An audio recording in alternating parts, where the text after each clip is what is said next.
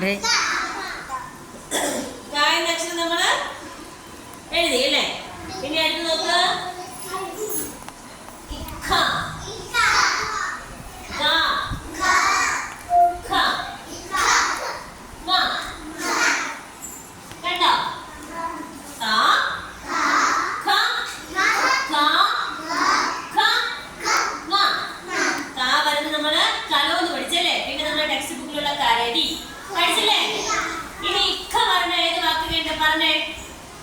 രണ്ടാമത്തെ അക്ഷരമായ വ്യഞ്ജനാക്ഷരം ഇക്ക വരുന്ന അതാണ് മുഖം. പിന്നെ ഏതുണ്ട്?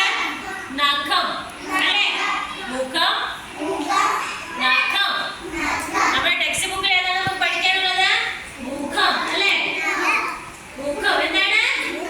കുറച്ച് പറഞ്ഞേ. പിന്നെ രണ്ടാമതായിട്ട് നഖം. നോക്ക, അടുത്ത് നോക്ക്. ഗ വരുന്ന ഏത് വാക്കാണ് അവിടെ കൊടുത്തേക്കുന്നത് ടെക്സ്റ്റ് ബുക്കില്? ഗ എന്ന അക്ഷരം വരുന്ന ഏത് വാക്കാണ് കൊടുത്തേക്കുന്നത്? ഗദ. ഏതാണ്? ഗദ. ഈ ഗദ മാത്രമേ ഉള്ള? ഇതെന്താണ്? ഗജം ഉണ്ട് അല്ലേ?